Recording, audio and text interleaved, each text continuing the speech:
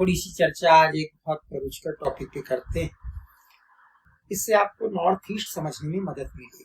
क्या है टॉपिक, जरा इस पर विचार करें।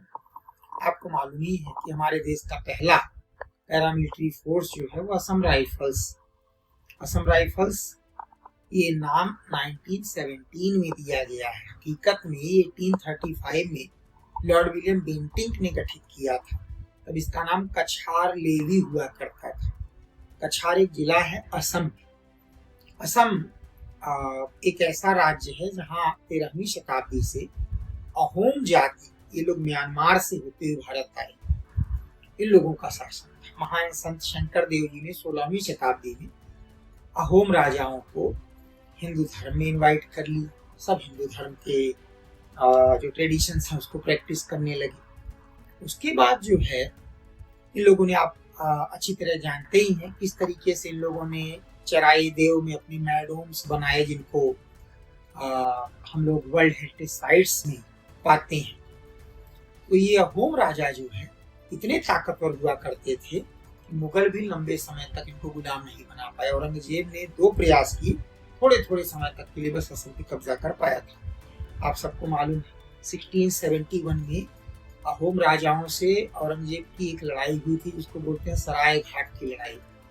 अहोम सेनापति लचित बड़फुकन ने पराजित किया था मुगल फौजों को। उन्हीं के सम्मान में हमारा जो बेस्ट कैडेट होता है सेना का, उसको हम लचित बड़फुकन सम्मान दिया करते हैं, मेडल के नाम से दिया जाता है।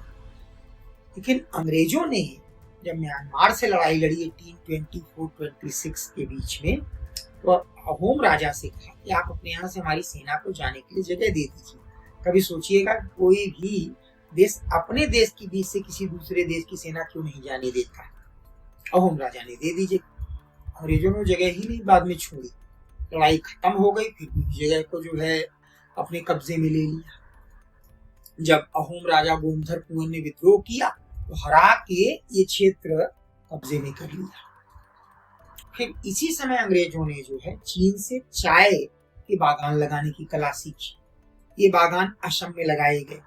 इसलिए बड़ी बड़ी जमीनें असम में जो थोड़ा स्लोप में हो, जहाँ को पानी बरसता हो लेकिन पानी रुकता ना हो, यहाँ शुरू किए और ये जमीनें लेनी शुरू की। ऐसा जो एक बागान है जिसको मूना बरी टी फार्म बोलते हैं, वो भारत का सबसे बड़ा टी फार्म है। 12 स्क्वायर के 1200 हेक्टेयर में है वो। आप जरा कल्पना करिए, यहाँ कोई सीलिंग लागू नहीं होती टी फार्म में। तो यहाँ आदिवासियों के घर 12-12 वर्ग किलोमीटर कितने होते होंगे, जरा अंदाजा लगाइए। सबको हटाना शुरू किया। तो जिस आदमी को आप उजाड़ रहे हो वो अटैक तो करेगा, तो उसने अटैक करना शुरू किया। उसको रोकने के लिए कछार लेवी बनाई थी अंग्रेजों ने।